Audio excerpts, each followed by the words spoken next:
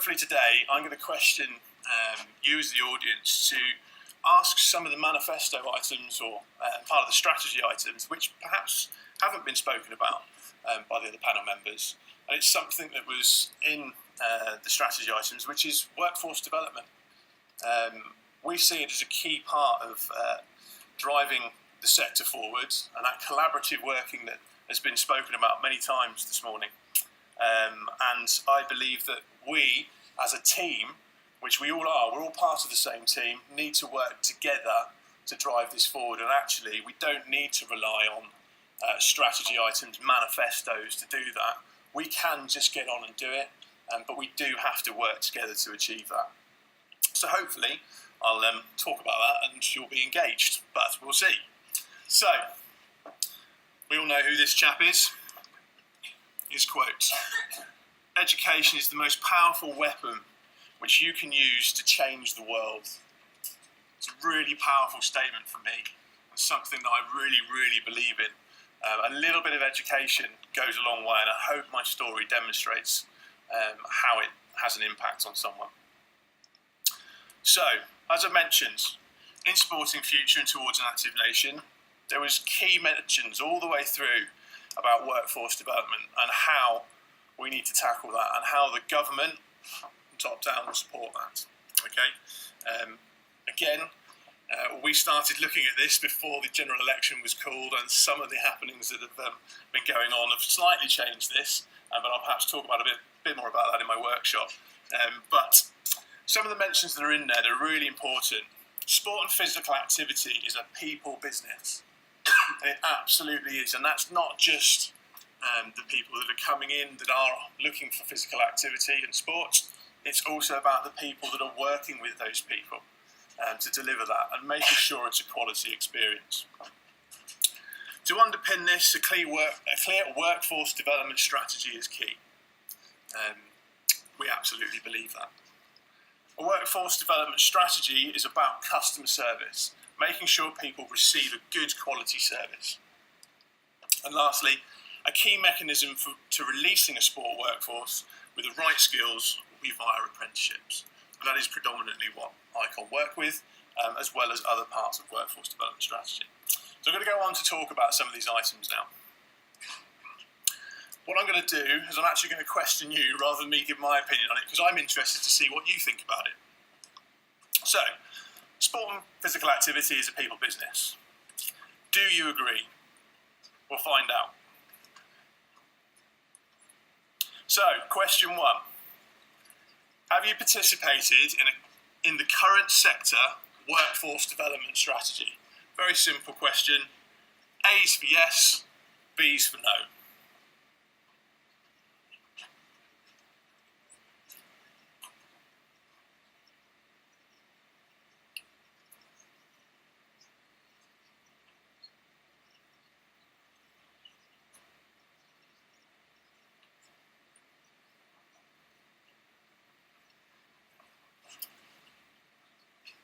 So we've got some statistics up on the screen now. I find that incredibly important. But actually, 72%, which we're going to say this is a representative cross-section of our sector, have not participated in a workforce development strategy. Now, everything that all of you do relies on the people you work with, voluntary or employed, to deliver that. And 72% of the people in the room have not participated in one. Okay, so that's quite an interesting stat.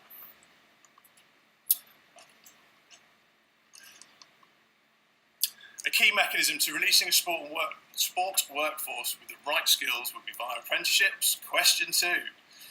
Do you understand how to access government funding to support staffing development? A, yes. B, no. Vote again for me, please.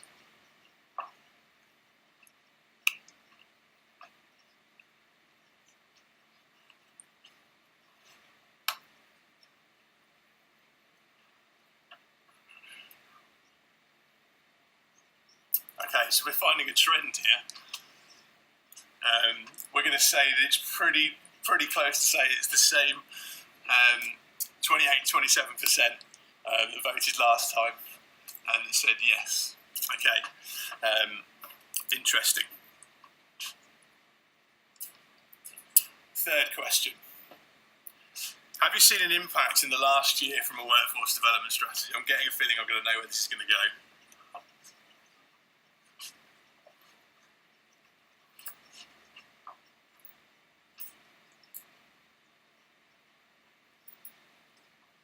Ooh, slightly different.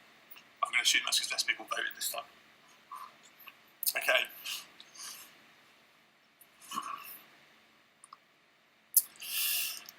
I put a little note at the bottom there.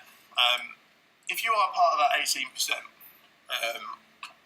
could you come and find us on our stand in the break periods and talk to us about what you're doing? Because the actual general perception out there is that it's not happening. We know it is because we're doing some of those bits with some of our partners, but we're not shouting about it. So it's almost becoming the forgotten agenda. If you look at our very first discussion this morning with Mike, it wasn't even mentioned. And actually, it's slap bang in the middle of both of those documents.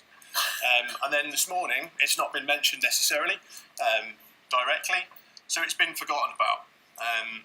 And we need to change that. As that team that I talked about, we need to get on and actually do it. Rather than waiting for others to do it, we need to start shouting about how we're doing that. And that's why I encourage you to come and talk to us so that we can actually find a way to move that forward. And if you're interested in it and you haven't started it, come and find us, because we'd love to get this moving. And we think it's actually incredibly important. Ian talked about collaboration earlier on. It won't happen if we do it all on our own. We've got to start working together. So, let me demonstrate to you why it's important. The post-16 skills plan, which was conducted by Lord Sainsbury, was released, and there are what is considered 15 education routes, which are the primary education routes, that all qualifications moving forward from school all the way through to FE, which is further education, higher education, university, will be underpinned. 15 in there. Let me ask a question to you. What's missing? How does that make you feel? Anyone want to shout out? You don't have to, but okay. We're not on there.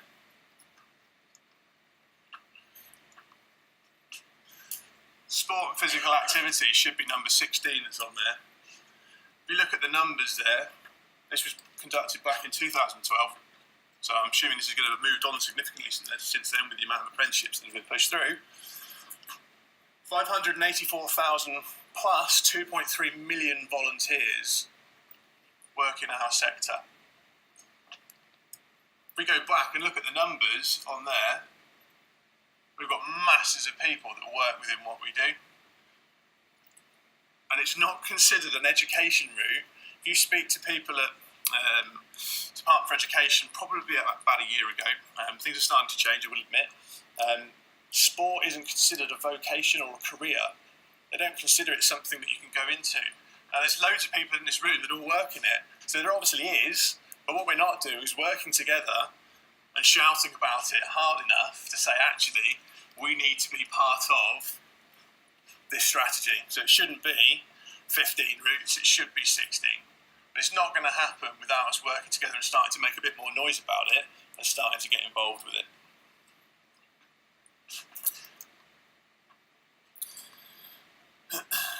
So, I'm going to quickly touch this because these are all already been discussed. But since this strategy was released, we've had Brexit, which is putting down the European funding, which works with a lot of these programmes. Funding switches for FE and HE, so we've gone from Department of Business and Innovation and Skills to Department for Education, which is a positive sign, but it means that it's all put the agendas backwards. Merging of schools and FE, so there was two departments for education and funding, and then the skills funding, that's been merged. As I mentioned, the release of the Lord Sainsbury report. Apprenticeship reform, which we're all suffering for right now, with the general election being called as well. It's made things incredibly hard to know what the future direction is. Trailblazing standards, which I believe Colin is here today from Simpsborough, who's been working with this and will tell you exactly how hard this has been because of the lack of engagement that we've got and unity on it. Employer apprenticeship levy, which came in the first of this month to be spent. And then the pausing of funding for small, medium enterprise organisations. And as I mentioned, the general election. All of these elements here are all working against that workforce development strategy. So what I'm sort of trying to get across as a message for that is that actually, if we know that some of these risk factors in here are starting to make that strategy harder, do we just need to get on with it and do it rather than waiting for funding and everything else to be there? And can we make that happen? Can we be a team? Can we work harder as a united front to make that happen? And I believe we can. So, I've got two more questions. After what I've just explained, and my humble opinion, are people concerned about how to access workforce development, access a workforce development in the future? Yes or no? And this completely torpedo the rest of my talk.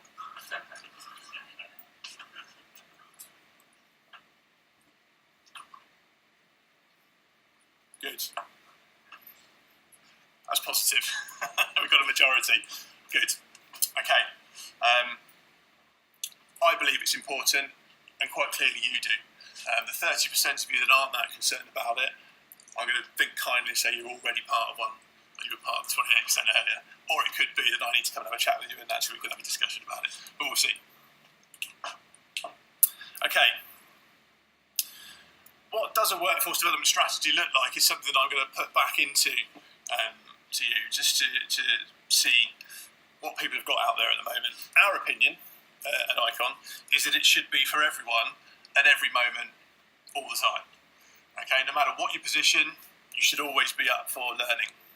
Okay, but how can that be facilitated using some of the funding that's out there? And there is funding out there. Frontline staff development, there's lots of funding in terms of traineeships and apprenticeships.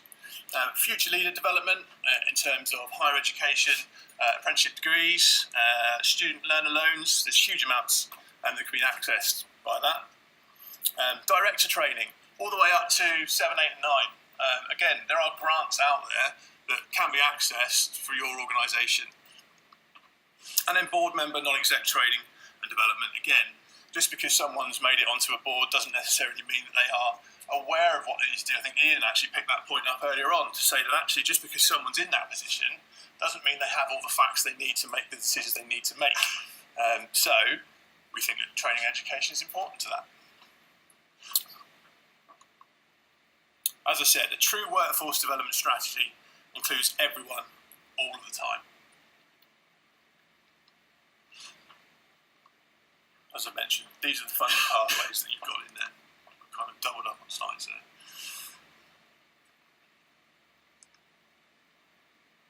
Final question. Do you feel you have access to an embedded workforce training and development pathway? So I've just explained to you what I think should be in one and how we think it should work. Ask yourself the question, does your workforce development strategy include everything that I've just mentioned?